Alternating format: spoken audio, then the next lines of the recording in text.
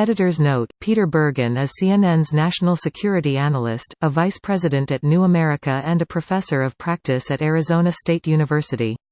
He is the author of United States of Jihad, Investigating America's Homegrown Terrorists. The opinions expressed in this commentary are his own. View more opinion articles at CNN. CNN recent attacks on shipping, including oil tankers in the Persian Gulf, and missile attacks by Iran-backed Houthi rebels directed at targets inside Saudi Arabia are ratcheting up tensions in the Middle East. At the same time, Iran is promising to restart elements of its nuclear program. Add to this the deployment last month of a significant U.S. military force to the region to counter Iran, and you get a combustible mix that could be the spark for a wider regional war arising out of the rivalry between Iran and Saudi Arabia, unless steps are taken to lower the tension. On Thursday, 2 tankers, one of which was carrying oil, were struck by mysterious attacks in the Straits of Hormuz in the Persian Gulf. The straits between Oman and Iran are the key choke point for oil coming out of the Middle East. A third of the world's sea-borne oil transits the straits. In May, 2 Saudi oil tankers and 2 other ships were also attacked in the Straits of Hormuz.John Bolton, President Trump's national security advisor, said 2 weeks ago that Iran was almost certainly responsible for the attacks in May. Iranian officials have denied the charge.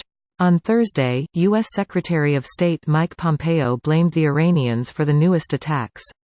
As a result of the increasing tensions with Iran, Bolton announced last month that the United States was deploying a carrier strike group to the Middle East.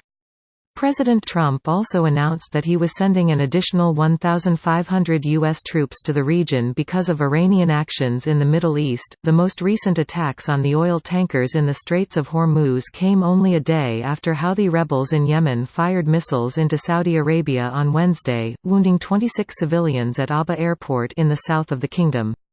The Houthis have frequently fired Iranian-supplied missiles into Saudi Arabia during recent years.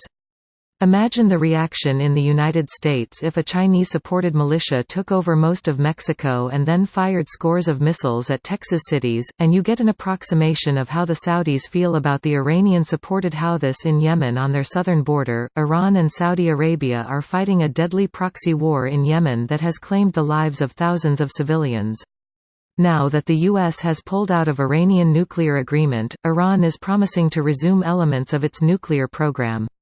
At the same time, Saudi foreign policy is directed by the Crown Prince Mohammed bin Salman (MBS), who has proven an impetuous leader presiding over the Saudi-led war in Yemen, the blockade of Saudi Arabia's neighbor Qatar and, according to the CIA, the murder of US-based Saudi journalist Jamal Khashoggi in Turkey. MBS has compared the Iranian Supreme Leader Ayatollah Ali Khamenei to Hitler and is vying with Iran to be the dominant power in the Middle East. How might tensions in the Middle East be lowered? A key would be to end the war in Yemen.